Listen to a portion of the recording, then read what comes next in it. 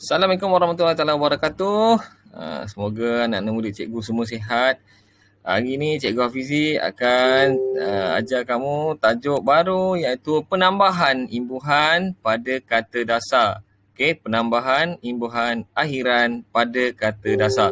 Okey, tajuk ni adalah pada muka surat 82 buku teks Bahasa Melayu tahun 1. Okey, apakah dia imbuhan akhiran? Okey, imbuhan akhiran ni dalam bahasa Melayu hanya dapat wujud dalam bentuk kata nama terbitan, kata kerja terbitan. Okey, kata nama terbitan ialah an.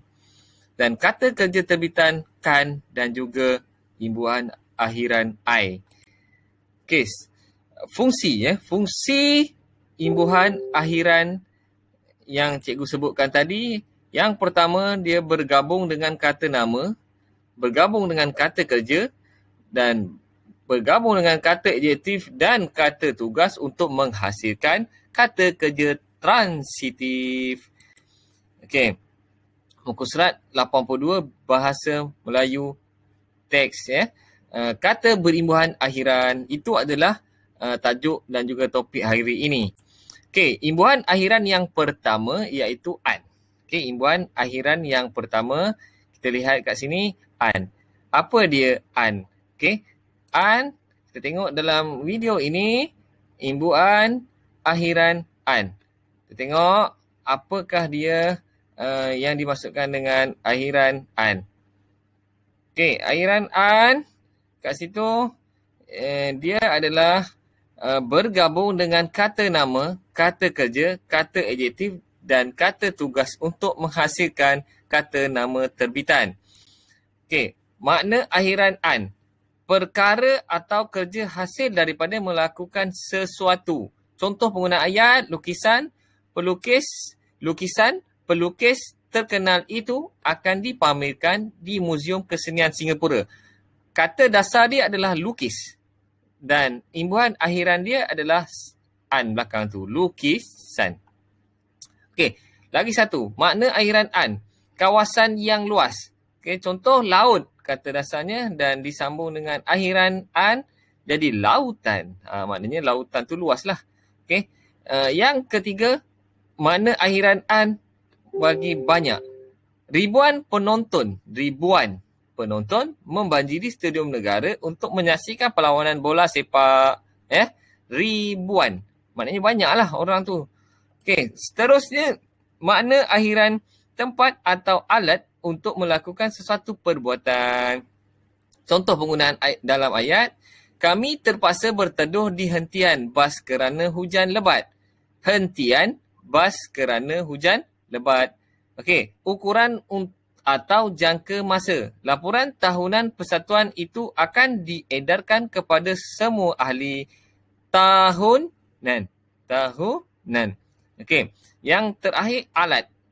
Sampah dan sisa makanan menyebabkan saluran air di belakang rumahnya tersumbat. Okey, itu adalah imbuhan akhiran an.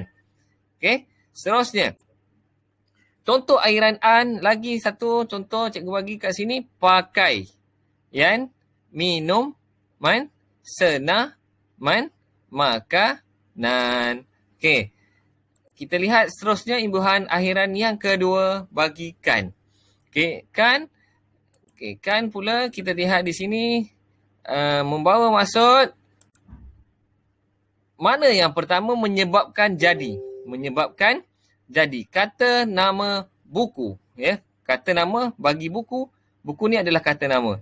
Bila disambung dengan akhiran kan, jadi bukukan. Okay? Jadi bukukan. Kata kerja, tunjuk. Akhirnya menjadi tunjukkan. Kata adjektif pendek, pendekkan. Kata tugas sertakan. Okey, contoh lagi cikgu berikan kat sini. Contoh akhiran bagikan, bawakan, letakkan, ambilkan, buangkan. Okey, akhiran kan makna yang kedua, melakukan sesuatu untuk orang lain. Contoh kalau kita sebut beli, saya beli.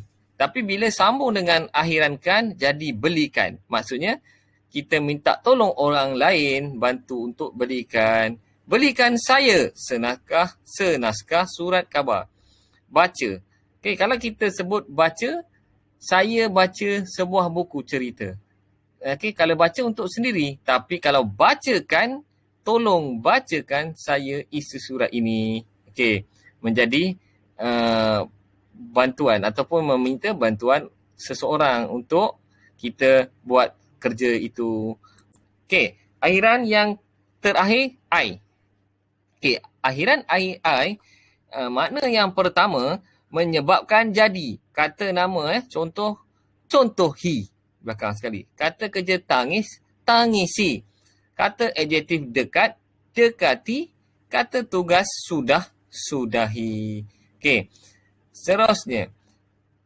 Contoh akhiran I, kasihi, sayangi, hiasi, lukai.